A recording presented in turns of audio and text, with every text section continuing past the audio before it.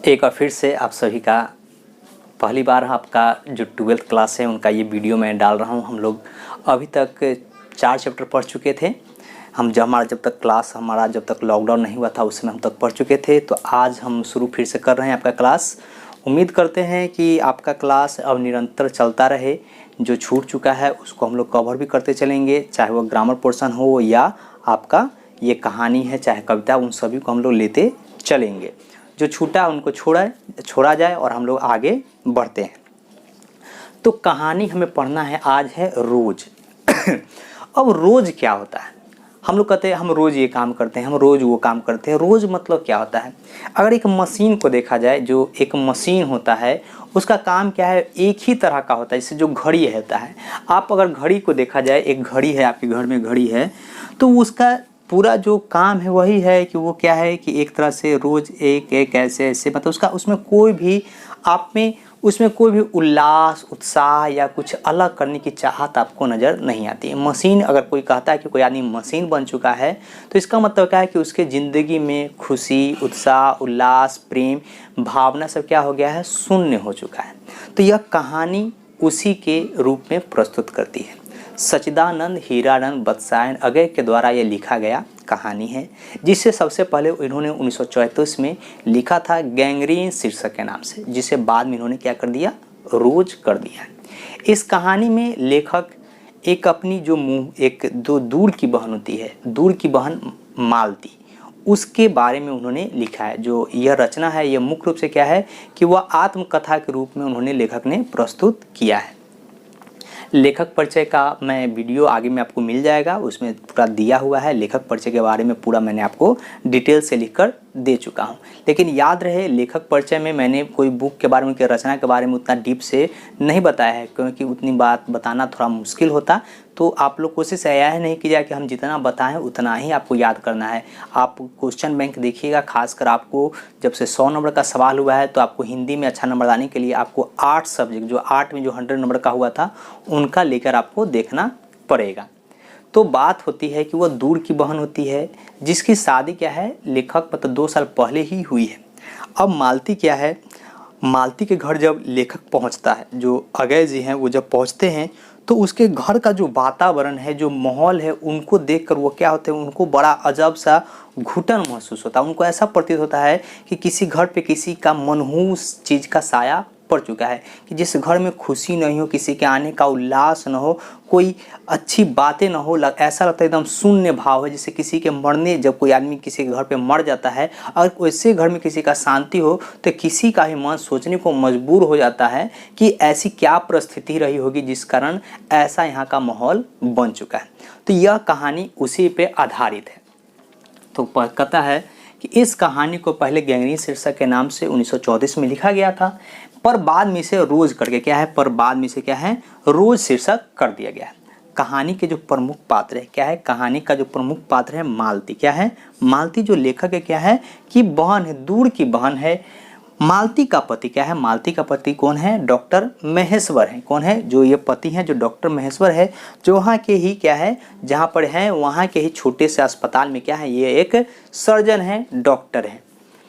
मालती का पुत्र क्या है? टिट्टी है, जो क्या है, हमेशा रोता रहता है। यह मतलब क्या है, कुपोषित है, लड़का है जो हमेशा क्या है, रोता रहता है। और अगय जी खुद कहानीकार हैं। यह अपने ही माध्यम से इस कहानी को उन्होंने प्रस्तुत किया है। मालती के दृष्टिकोण से भारतीय समाज के जितनी भी गृहिणी महिला है, कहाँ है, जितनी भी घर में काम करने वाली महिला हैं, उनके मनोभाव, उनके दशा, उनके व्यक्ति, उनके आचरण को उन्होंने इस कहानी के रूप से प्रस्तुत किया है। कि अगर कोई महिला एकाकी रूप से रहती है, एकाकी मतलब क्या है कि जो अकेली रहती है, उनका जीवन कैसा होता है, उनका जीवन क्या होता है, पेंडुलम के समान हो जाता है। अब पेंडुलम क्या होता है कि एक घड़ी का रूप होता है जो कुछ इस तरह आता है, फिर इस तरह, फिर इस तरह, फिर इस तरह। तो ऐसा जिंदगी को क्या कहता है कि पेंडुलम, जिसको मशीनी जिंदगी हम लोग कह सकते हैं। रोज मतलब क्या है कि रोज वही काम करना है। क्या है, इस घटना में बहुत बार ऐसा जिक्र है कि मालती कहती है कि 3 बज गए, 4 बज गए, 5 बज गए, 8 बज गए, ऐसा बोलती, जैसे ऐसा प्रतीत होता है कि वो मालती ने वो कोई महिला नहीं बल्कि क्या है, कोई मशीन है जो अपना समय गिनती है। जैसे कोई घड़ी का बजता है, 12 बज गया तो 12 बार टिंग टिंग टिंग टिंग करता है, 2 बज गया तो 2 बार करता है, 3 बार करता है। इस तरह का मालती का जीवन प्रतीत होता है। अब इसके गांव में एक चीज़ है कि इसके गांव मतलब जहाँ पर ये रहते हैं तो उनका पति क्या है वहाँ पे काम करते हैं, और उस गांव में क्या है कि एक कॉमन बीमारी है गैंग्रीन। क्या है, गैंग्रीन एक बीमारी है जो खासकर कहाँ होता है, तो जो पहाड़ी इलाके होते हैं वहाँ के लोगों को हो जाता है। वो कैसे होता है, तो पहाड़ का कोई टुकड़ा पैर के अंदर चला गया, कोई कांटा अंदर घुस गया और वो लंबे समय तक उसे न निकाला जाए तो वो क्या होता है, वो बीमारी एक गंभीर घाव का रूप धारण कर लेता है। और उस बीमारी का छुटकारा क्या होता है कि उसको पाँव काट कर होना पड़ता है। अब जो पति है वो भी क्या है कि अब उसके गांव में भी एक ही तरह का केस आता है, एक ही तरह का बीमारी आता है।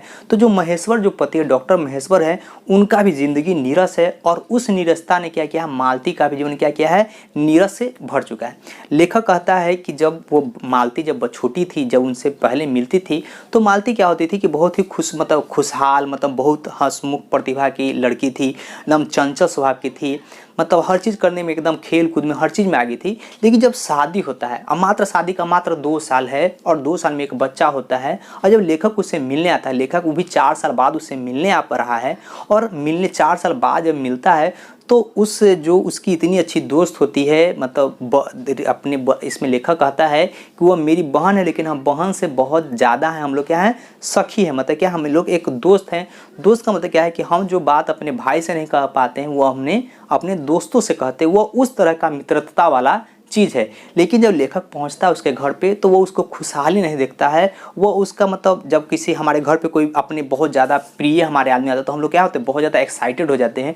उस तरह का मालती में एक्साइटेड नहीं देखता, बस देखती है तो कर्तव्य बोध है, सिर्फ देखती है। तो जैसे हम आए तो अब बोलिए, मतलब पानी ला देना, आप कोई पंखा चला देना, ये चीज़ है नहीं। तो ये लेखक को बहुत ज़्यादा अखरता है। कुछ सवाल मतलब जब वो आते हैं तो कोई बातचीत उनमें नहीं होता, उनको ऐसा लगता है कि घर में कोई काला छाया मंडरा रहा है। तो इसमें अकेला मालती का नहीं दिक्कत है, उसका जो पति भी है उसके यहाँ भी क्या है, इसी तरह का बीमारी, जो एक ही तरह का बीमारी आते रहता है। और उसे इस बीमारी से भी क्या है कि लोगों के प्रति हमदर्दी क्या है, कम जाता है। किसी को लोग कहता है कि मर गया तो ऐसे बोलता है कि जैसे कोई एकदम कॉमन सी बात है कि हाँ कोई आदमी मर गया है। बचपन की एक घटना दिखाता है कि मालती को एक उनके पिताजी ने एक किताब देते हैं कि आपको क्या है, किताब ये पढ़ना है। लेकिन मालती उस समय किताब को क्या करती है, फाड़ कर फेंक देती है। लेकिन जब बाद में जब वही मालती जब यहाँ पे है तो उसको किताब पढ़ने की इतनी लालसा है कि कोई किताब नहीं मिलता है। जब महेश्वर कुछ आम लेके आता है, क्या कुछ आम लेके आता है, वो कुछ पेपर में लपटा होता है तो वो पेपर लेकर पड़ती है। अब मालती का शरीर भी क्या है कि बहुत ज़्यादा मतलब है, जैसे नहीं होता कुपोषित है या शरीर बहुत गिरा हुआ है। ऐसा क्यों गिरा हुआ है, तो उसका पति सुबह में क्या है, सुबह में ही ड्यूटी पे चले जाते थे और 1:30 बजे आते थे। और 1:30 बजे तक मालती क्या होती थी, भूखी रहती थी। भारत में ऐसा भी इसमें एक तरह से कि महिला के मनोदशा, उनकी स्थिति के ऊपर भी क्या है, लेखक ने चोट किया है कि आज भी कितनी महिला ऐसी हैं जो पति के खाने के बाद ही वो अपना खाना ग्रहण करती है। तो जो मालती वो नॉर्मली क्या है कि 3 बजे के बाद ही खाना खाती थी, मतलब क्या 3 बजे के बाद ही वह हर दिन खाना खाती थी। तो इसके कारण उसका शरीर क्या होता है कि बहुत ज़्यादा दुर्बल होता है, बहुत ज़्यादा उनका विचार भी एकदम गिरा हुआ रहता है। वह खुद ही बर्तन मांजती है खुद ही, और उसके गांव से क्या है बहुत दूर सब्जी उब्जी मिलता है तो कोई मिलने भी इनके पास नहीं आता है। तो यह मालती का कहानी लेखक ने अपने नज़रिए से प्रस्तुत किया हुआ किस तरह से कि जो पूरी भारत की जो जितनी भी गृहिणी है जो अकेले रहने वाली हैं, उनकी मनोभावनाओं को लेखक ने रोज़ के मतलब क्या एक रोज़ के माध्यम से उसको प्रस्तुत किया है। तो आज का कहानी हम इतना पे ही छोड़ते हैं। अगर किसी में अगर कहानी का कोई चीज़, कोई पात्र या कोई चीज़ समझ में ना आया हो तो हमें ज़रूर कमेंट कीजिएगा कि सर ये टॉपिक हमको थोड़ा सा प्रॉब्लम हुआ है, इसको आप ज़रूर हमको सर एक बार डील कर दीजिएगा। तो आप लोग का लेखक परिचय आप लोग को अब मिल गया होगा। चलिए फिर मिलते हैं आपसे।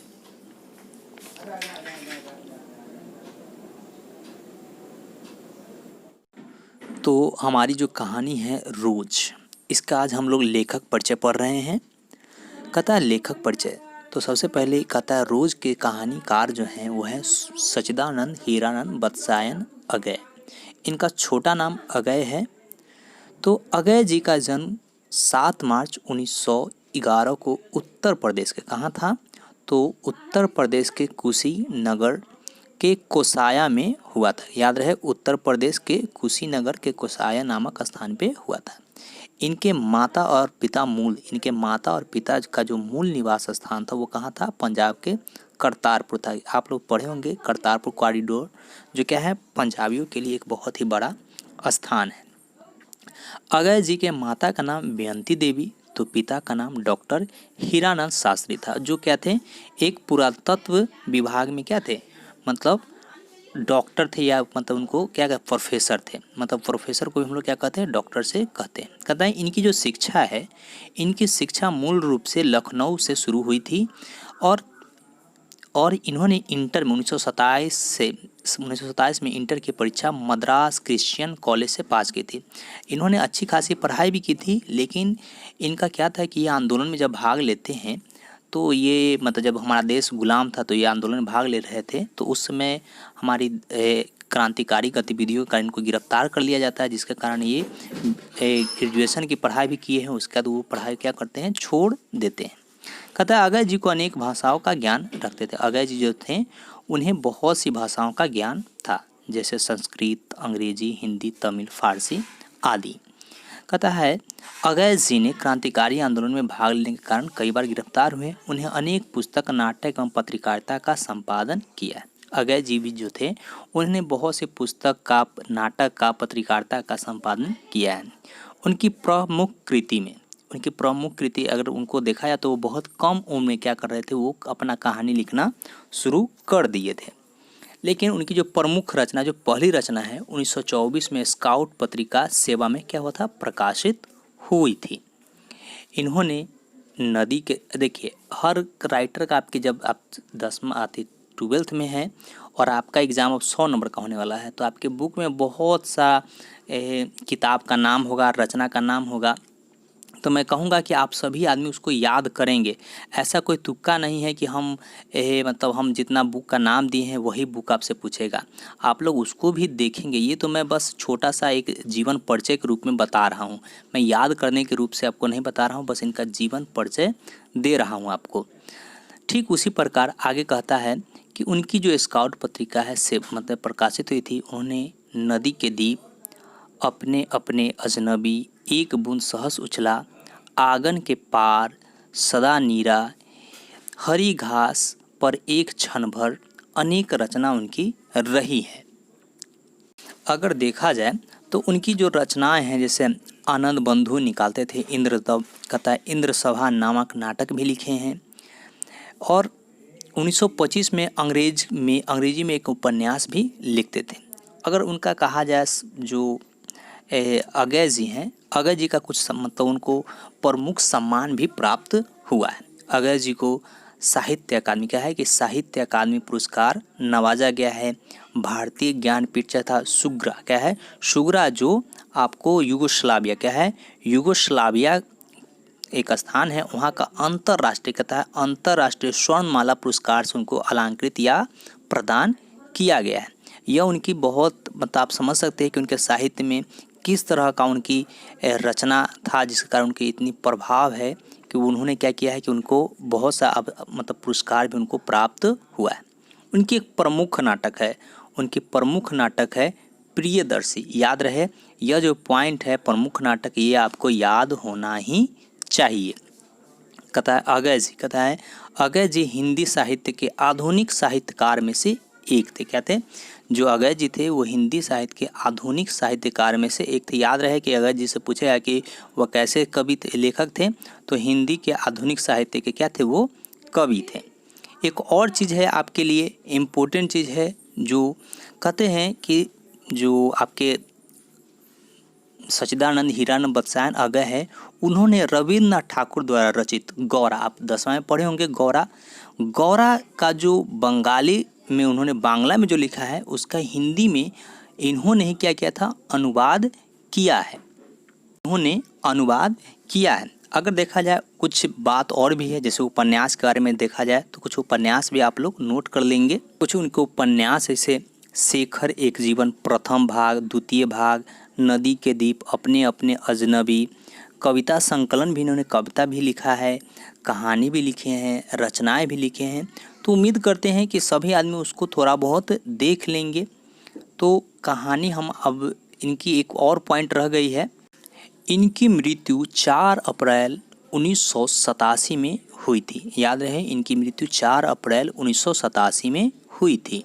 तो यह अगस्त जी का जीवन परिचय रहा है। तो उम्मीद ये आपके एग्ज़ाम में ज़रूर एक बार पूछता है लेखक परिचय के बारे में, तो इसको याद करना ही पड़ेगा। 50 नंबर की बात नहीं रह गई है।